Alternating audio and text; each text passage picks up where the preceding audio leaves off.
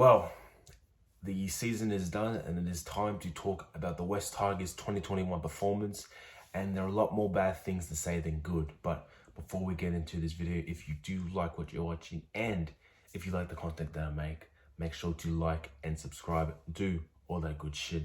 And well, let's get right underway. So I think the best way to describe the West Tigers season this year is failed expectations, because we underperformed heavily and we were expected to do better. Coming into this season, we had a lot of potential, and yet we fell short. We fell very, very short. So we didn't start the season off well. We got smashed in our first two games by the Raiders and the Roosters. Won the next game against the Knights, and then we got embarrassed by the North Queensland Cowboys. A match that, well, we were playing with a lot of pride for Tommy Raudonikis, and in the first half we just got absolutely hammered. It's games like that what really showed how the Tigers are as a team. The games that they should win, they are losing, and they are losing too much of them. That game against the Cowboys, both our games against the Warriors, the game against the Titans, and I could go on. A lot of games where we should have won that match, and then we just failed miserably. And it's tough because you have to win those games to become a contender for the top 8. And if you're losing those games, then you have no hope of beating the bigger teams like Storm, Rabbitohs, or Penrith. Although we did pick up a win against the Panthers, it was only because it was Origin week and most of their good players were gone. But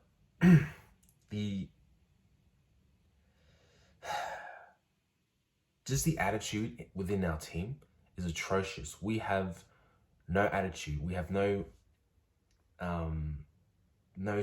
drive in our team to be competitive. There's no competitive feeling in that side. How we give up and how we quit during matches is just so bad. And the best example, and I hate bringing up this game, is our final match of the season against the Bulldogs, where we lost 38-0. We gave up in that match so quickly against a side who only won 2 games, a side who only averaged more than 14 points a game. We lost 38-0. And that game right there summed up our entire season. It really did. Because we were playing for nothing. All we were playing for is respect for us and respect for the coach for coaching us. And guess what? Bulldogs were doing the same thing. They had nothing to play for as well. They got the wooden spoon. So all they were playing for is respect for themselves and respect for the coach. And guess what? Out of both those teams, you saw which one had more respect in themselves than the other. It's the truth. We have no respect for us and we have no attitude. And I really think Tales of Tiger Town, which I will review that series, stay tuned for that. It really uncovered what the main problem of the Tigers is, and that is leadership. We have no leaders within our side. Madge is our only leader, which is our coach. Tamau, Brooks, they don't lead for us. I mean, I don't know, this is small detail, but I don't know if you guys saw this, but in our match against the Storm, when we watched 66-0, I'll get to that real soon, you saw, I think it was full time, where all the players were just talking about how shit of a performance they put in. Brooks was not talking. He had his arm crossed like that, slouched, head down, like he just didn't want to be there. This is a man who we've built our side around for nearly 10 years. A man who we've always said he will break out and show us our full potential. He is the future of the Tigers. That is the man who we banked on him so much to lift the Tigers. And what does he do? He just sits there and does nothing. Moses Mbye right next to him talking. I guess this shows who really has more drive for leadership. Now, he's not the captain, but he's a halfback. And there's one thing I know about my years of playing rugby league is that the halfback must always speak. He needs to be that leader as well, because he's directing the side. Now, let's get into those matches against the Storm And I can name so many other matches against against the Rabbitohs, against Manly twice, against Cronulla. We give up, and it's like we know we're gonna lose before the match. We lose the match before we go into the match. That's why there's just no competitiveness with us. We're a team that just beats ourselves up before the match starts. And Madge can only do so much as a coach. He's not out there on the field barking orders. That's up to the players. And the players, I will get to soon, don't do that. They don't work well together. When they feel pressure, they give up. They show their tails and they give up so quick. And you saw that in matches against the Bulldogs, against the Storm, against Manly twice. I was at the first match against Manly where we lost 40-6 at Bankwest. I was at that match. And I paid real good attention towards the players. A player I want to point out real quick because I feel like he's been one of our failed signings is James Roberts. Jimmy the Jet. I got so excited that he was coming to the Tigers. I really thought we could have brought the best out of him. But no, it seems we brought the worst out of him. I was at that match. I saw him play. Every time there was a fifth tackle kick from us or we're bringing back the kick return, he just walked and he just looked like he just gave up. There was one time where we kicked on the fifth tackle. He didn't chase. He didn't contest for the ball. He literally took a knee, and I don't know if he got a cramp or something or whatever, but he literally looked like he just gave up. That's the West Tigers right there. We give up so quickly. And our signings, man, you think James Roberts was the problem? There's more. And it's been like that for a long time with the Tigers. As a matter of fact, I've narrowed it down to 3 signings we are most common for. There's the first one. We signed old-ass veterans. Players that are just looking for a place to retire. Bray Finesta, Matt Ballin, James Tarmel. All examples. The second one, we're signing has-been players who aren't as good as they once were, but we're trying to bring out the best in them. We're trying. We're really trying. That's James Roberts. That's Joey Leilua. There's so many more. Chris McQueen. That's one. And our final one is we sign lifeline contracts. We're signing players who have nowhere else to go, who've dug themselves a hole, but we pulled them out, but then we just put them back in that hole. James Roberts. There's another one on my head. Jamal Idris. That's it. That's another one. Players who we thought could do something, revitalize their career, but nothing. And that's the problem with the Tigers. That's our 3. We don't sign good players. I mean, Adam Dewey. That's probably one of the best signings we've had in a long time. Those are players that we should be signing, but we're not. And that's our problem. And the players as well. I mean, it's not just the system is the big problem. I don't blame Madge. Madge is not the problem.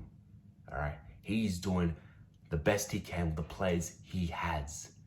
The system that's working with this player, that's working with these players is terrible. But so is the players. Look at our roster. It's shit. Our roster is shit. I can't deny that anymore. It is bad. All right.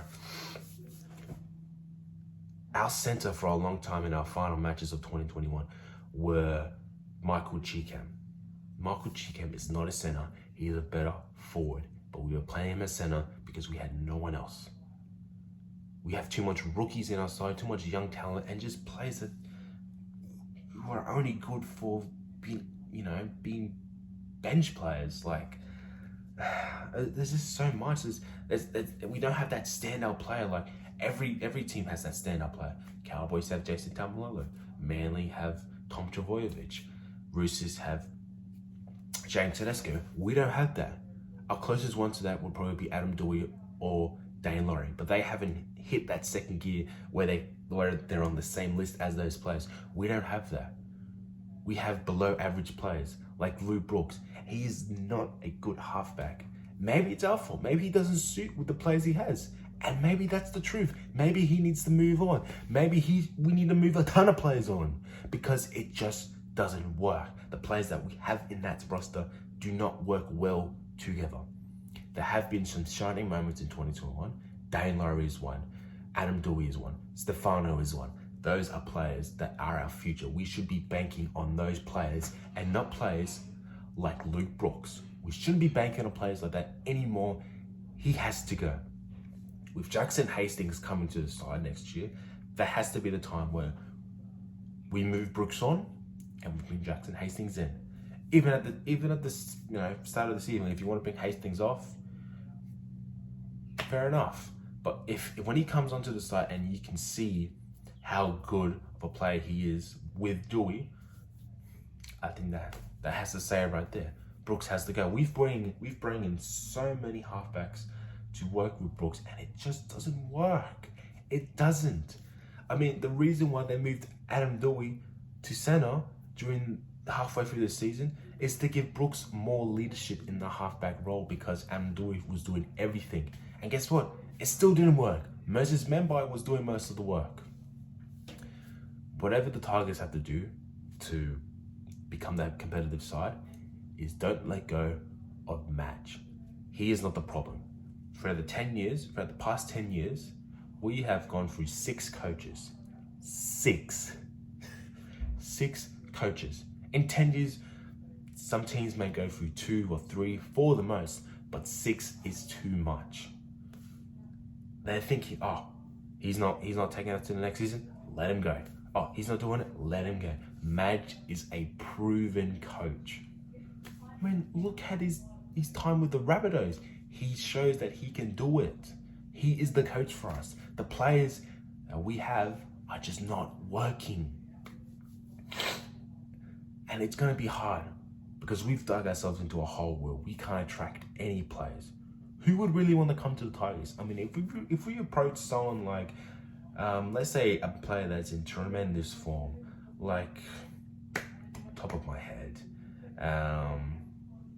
like Jerome Hughes or let's say Jack Whiten. If we approach those players, they would not want to come to the Tigers. They know they will be digging themselves a grave if they come to the Tigers. And we can't even attract any good young talent. What if you go up to someone like Reece Walsh or Sam Walker or Josh Schuster? They wouldn't come. They know their careers will be dead from the start. They don't want to kill their careers that early. They're great where they're at right now with their clubs, and they wouldn't want to risk it all for a team who hasn't made the finals in 10 years. I don't know how long this is going to continue, our terrible performance, but we have dug ourselves a hole and we can only get ourselves out of it. I honestly think where we have to go right now is we need a clean sweep of players, and it's risky. It is risky because you let go of all those players, who are you going to bring in? Who are you literally going to bring in? No one. And we can't risk that sometimes. Maybe that's why we haven't done it, because we know we couldn't attract players. But we started off well. We've let go of players like Moses Mbye, Joey Leilua, Michael Cheekham, who I agree, they were probably, in the way of us, and they just weren't right for the future. And they're not. I really think they're not. But we bring in players like Jackson Hastings and Oliver Gildron. They are the future for the Tigers, and I feel like they can work well if we just get out of this losing feeling and just stop quitting so quickly in our games. We can become competitive, and I just hope that we start the season off well and it could lead to bigger things. But that's my West Tigers season review. If you enjoyed it, please like and subscribe. To all the Tigers fans out there, I feel your pain, all right? We've had pain for 10 years. All we can do is just hope for the future. Thank you. I'll see you in the next video.